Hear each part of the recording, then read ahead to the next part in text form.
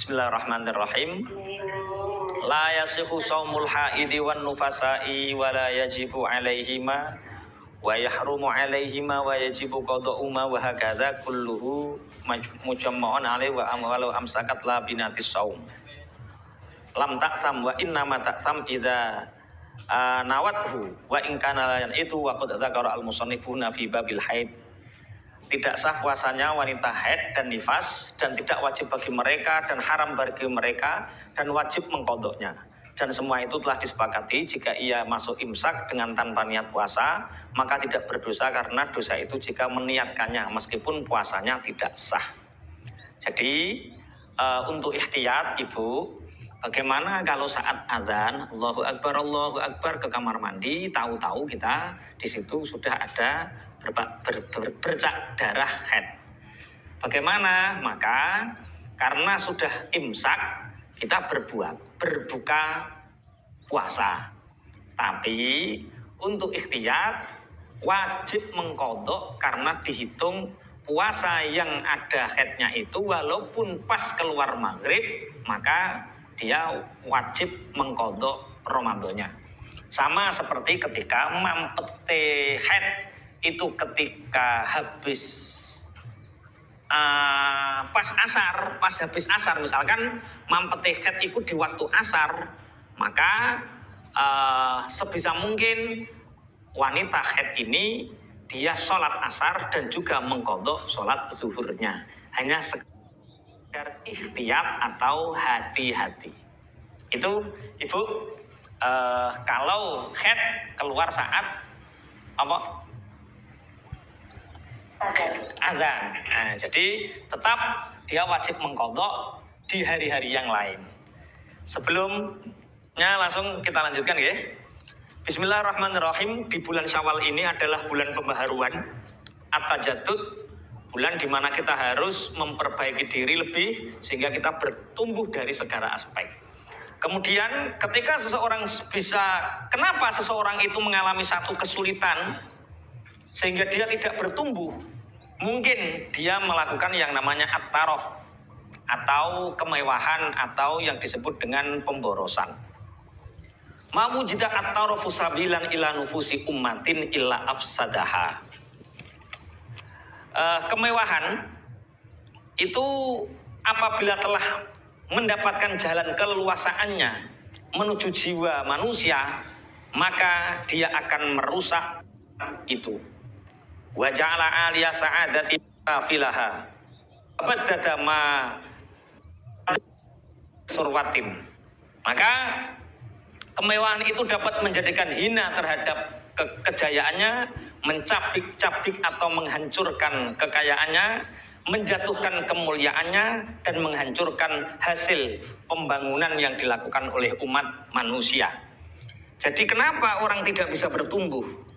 Kenapa orang itu sulit untuk tajaddud? Ini penyakit yang paling utama tidak ada pertumbuhan, yaitu karena ada at-taraf, yaitu ada kemewahan atau pemborosan. Mungkin di Taiwan ini gajinya sama, antara 8 sampai 12 juta, sama. Tapi kenapa pertumbuhan manusianya berbeda? Pertumbuhan ekonominya berbeda. Sing dinduweni ning omah berbeda. Padahal asalnya berangkatnya sama. Itu karena yang satu bisa hidup simplicity, hidup semurah mungkin, yang satu hidup mewah-mewahan atau suka berfoya-foya yang disebut dengan pemborosan. Bismillahirrahmanirrahim.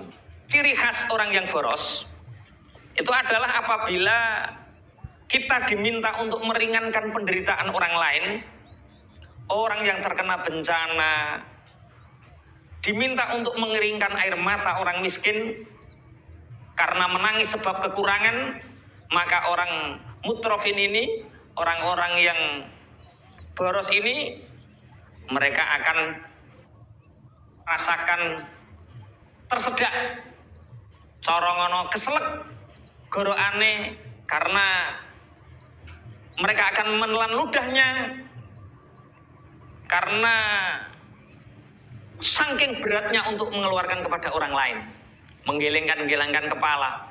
Tapi ketika mereka diminta untuk melakukan hal yang sekiranya manusia memuji dia, menghamburkan hartanya yang manfaatnya untuk dirinya dari sisi kemewahan, dia akan cepat sekali. Nah, inilah orang yang disebut dengan orang yang boros. Orang yang boros itu ketika punya uang, itu mikirnya ini untuk beli apa. Ketika punya uang, dia mikirnya ini untuk beli apa. Tapi orang yang tidak boros itu akan mikirnya ini digunakan untuk jualan apa. Sehingga uang ini akan bertambah banyak, bisa ditabung untuk amal soleh dan lain sebagainya. Jadi kami mengajak at-tajaddud yang pertama, yang kedua hiduplah simplicity, hidup semurah mungkin, hidup sesederhana mungkin. Nuruti pakaian mewah, pakaian yang harganya 60 juta dengan harga 6 juta dengan harga 60 ribu. Ketika dipakai ternyata fungsinya sama, menutupi aurat. Ketika dipandang, gebiar hanya orang yang tahu. Sampai numpak Grand Max karo numpak Alphard, iku menganggap mewah itu ya hanya orang yang tahu. Bagi orang yang tahu sebenarnya, yang tidak tahu sebenarnya sama saja. Kehidupan dunia itu meninabubukkan kita, kehidupan dunia itu menipu kita. Makanya at-tajaddud ini, pembaharuan ini, Ibu, dimulai dari hilangkan sifat boros. Untuk wis apik-apik dibuat sama Allah, diciptakan sama Allah, ya dinikmati, dirawat. Ora usah dipageri kaya wesi. Alis sing wis apik-apik, yang paling indah Allah. Wis alis kok ngene Gusti Allah iku sing paling apik, rasah dikerik, rasah gawe alis sing nyelirit neh. Qanaah. Hindari sifat at-taraf, hindari sifat pemborosan dan berlebihan. Caranya bagaimana? Bedakan antara keinginan dan kebutuhan. Nanti kalau di Indonesia, atau hari ini ada yang telepon dari Indonesia, mau ini, mau ini, mau ini, lihat, ini kebutuhan atau keinginan. Kalau keinginan, uang berapapun untuk nuruti keinginan kita nggak akan pernah cukup kalau kita hidup untuk sekedar nuruti keinginan. Tapi kalau kebutuhan, insya Allah, kalau kebutuhan yang kita dahulukan, insya Allah kita akan masih punya celengan. Dari celengan ini kita akan memperdayakan diri sehingga kita akan mengalami satu pertumbuhan yang luar biasa. At-taraf. Ma min fasadin yantasiru fil ummah illa kana haula'il mutrafuna man sya'ahu. Wa ma min baliyatin tahullu biha illa kanu jarathima au baiha. Wa ma min fusukin illa kanu imadahu wa dhirwata sinamihi. Pada dasarnya ma min fasadin yantasiru fil ummah, tidak ada kerusakan yang meraja di tengah-tengah umat masyarakat kecuali orang-orang yang suka berfoya-foya.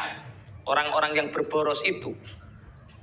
Sebagai sumbernya kerusakan di masyarakat itu karena orang yang suka berfoya-foya. Mampunya beli sepeda motor second, beli saja second, jangan ngoyo untuk beli yang baru. Kalau tidak ada, jangan dipaksa. Sumber kerusakan itu karena pemborosan. Makanya ana wong lanang nikah karo wong wedok sing iso nyelengi, wong lanang iku cepet sugih. Gaji sebesar apapun kalau yang istrinya boros, maka uangnya akan habis. Digunakan untuk kemewahannya.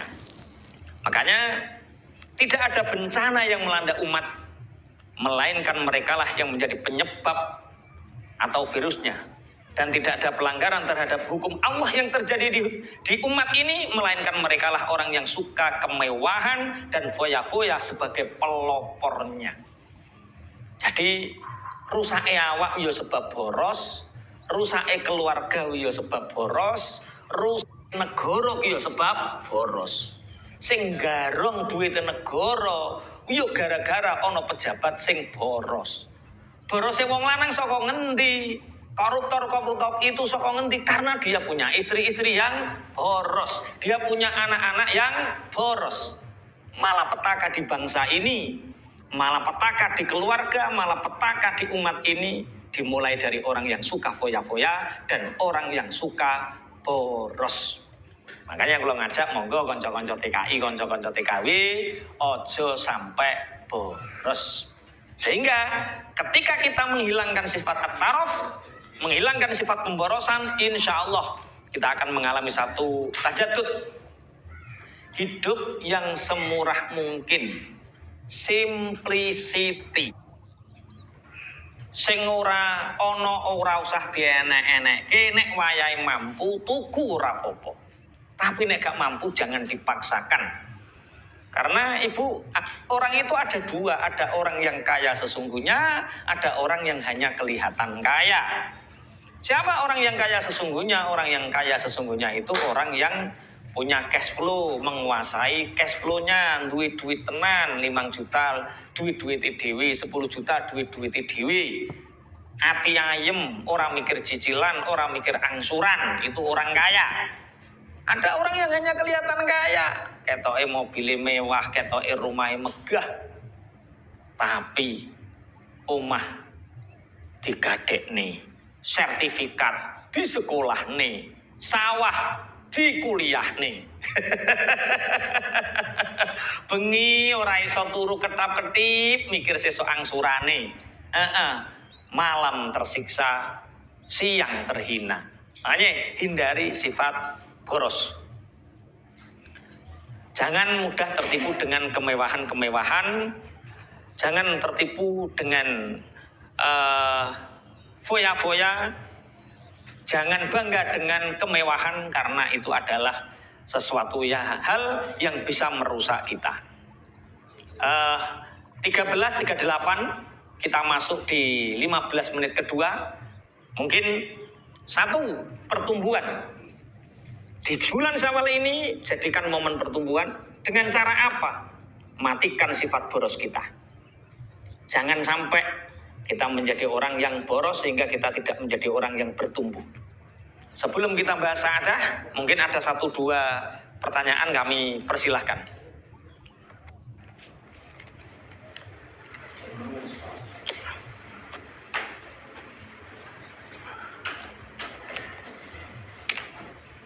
Kalau tidak ada, kita bahas as-sa'adah. As-sa'adah itu kebahagiaan. Mungkin ada yang namanya sa'adah. Sa'adah itu artinya apa? Kebahagiaan. Makhtalafan nasu fi tafsiri amri ikhtilafihim fi tafsiri sa'adah.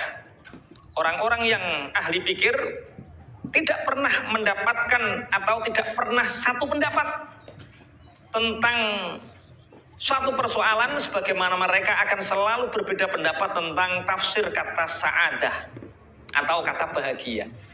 Masing-masing orang itu akan mentafsirkan bahagia itu dengan persepsi yang berbeda.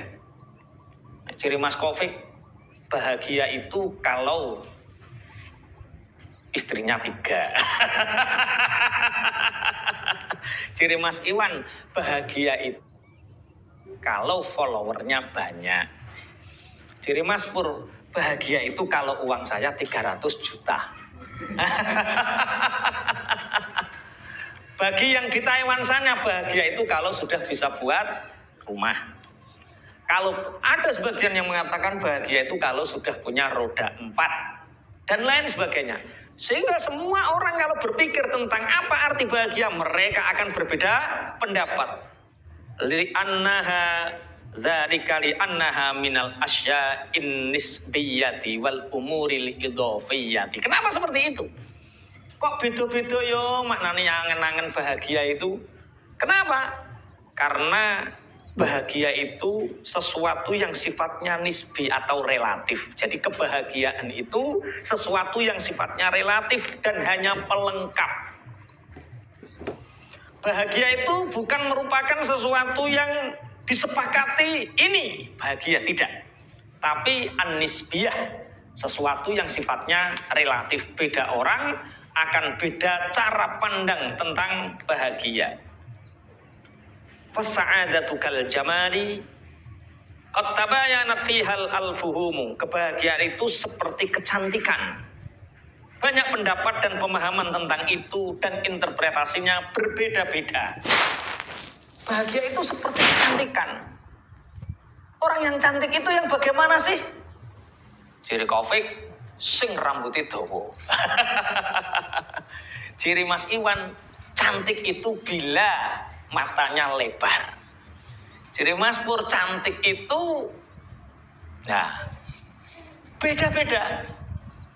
Ciri Mas Pur yang penting gak merongos. Loh, beda.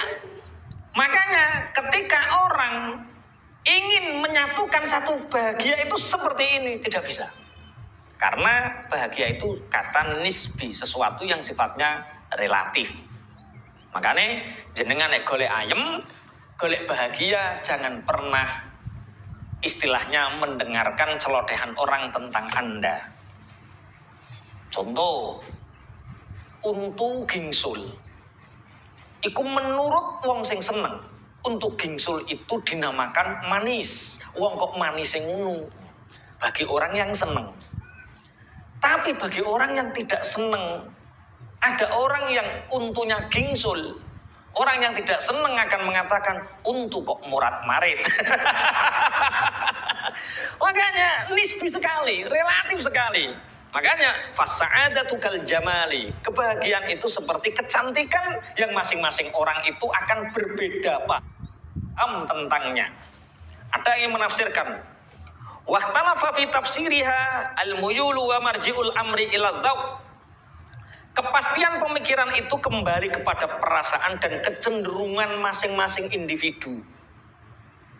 Jadi bahagia itu beda rasa, beda keinginan.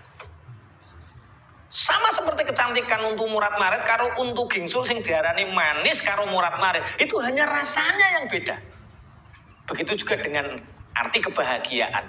Tergantung siapa yang mengartikan. Ada orang mengatakan bahagia itu bila makan enak, tidur nyenyak. Kebahagiaan terletak pada makanan, minuman, kesenangan, pakaian. Menghabiskan waktu untuk bersenang-senang, rekreasi ku jere bahagia. Ada lagi orang yang mengatakan bahwa sa'adah, kebahagiaan itu adalah ketika kita bisa bekerja, bisa mengumpulkan uang, kemudian bisa membaca buku, membaca Al-Quran, bisa ibadah, kemudian bisa mengumpulkan uang sedikit-sedikit untuk tabungan. Ada yang mengertikan seperti itu bahagia. Di level tertentu orang-orang zahid, ada yang mengatakan kebahagiaan itu terletak bila kamu sudah bisa menyendiri, terbebas dari orang lain, zikiran, neng pojokan omah, neng tengah hutan, neng tengah alas, atau neng tengah sawah, yang di situ tidak ada yang mengganggu hubungannya dengan Tuhan.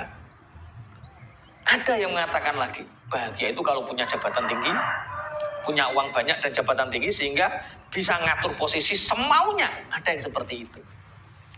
Ternyata apa yang menyebabkan seseorang itu bisa merasakan as-sa'adah, kebahagiaan walaupun bersifat nisbi ini? Wal i'tidalu fit tanazzuh wal lahwi da'iyatu sururin nafsi wa nasyatil jismi.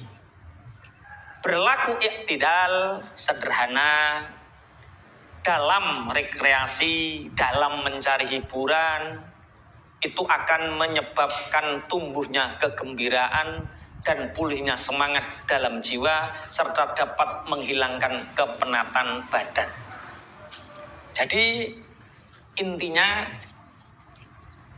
bahagia itu tercipta dari al-i'tidal.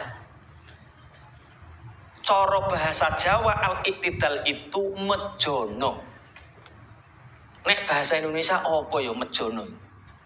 Melakukan sesuatu yang sesuai porsinya, itu al-i'tidal, mejono. Bisa diartikan kesederhanaan dalam menggunakan harta, kesederhanaan dalam menggunakan jabatan, kesederhanaan dalam kesederhanaan dalam hal apapun. Bahkan al-i'tidal ini juga dalam al-ibadah. Ibadah mumpeng, ninggalno anak bojo juga nggak benar. Sampai lupa dunia juga nggak benar. Jadi ketika seseorang ingin mendapatkan kebahagiaan atau as-sa'adah, syarat mutlak yang harus dia lakukan adalah al-i'tidal, mejono. Jadi melakukan hal sesuai porsinya. Jadi tidak berlebihan ke kanan, tidak berlebihan ke samping, tidak berlebihan ke atas, tidak berlebihan ke bawah, sehingga hidupnya bisa seimbang.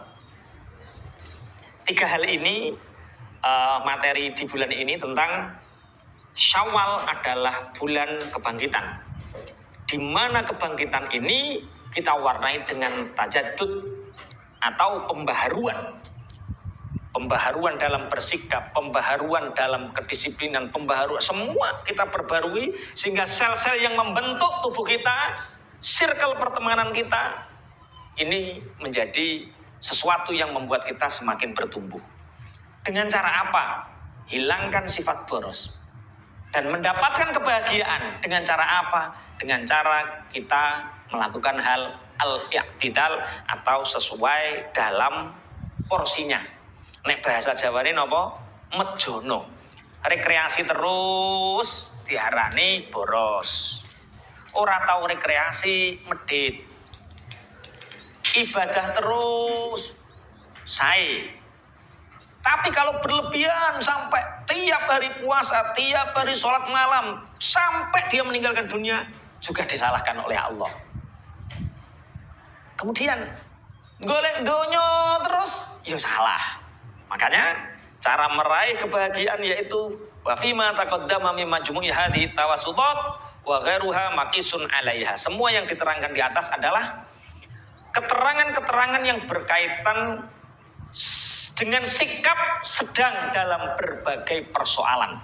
Sikap majono sedengan dalam berbagai persoalan. Ini akan menimbulkan kebahagiaan bagi orang yang memiliki sifat sedengan atau majono atau berlaku sederhana. Sehingga sa'adatun wa ghairuha maqisun 'alaiha sa'adatun lil mukhalliqi biha taj'alu hayatahu fi hana'atin wa 'aishahu fi ra'tin. Yang kebahagiaan itu tersebut akan membuat hidupnya tentram dan kehidupannya senang. Intine wong sing bahagia kuwi wong sing ora neko-neko. Al-i'tidal.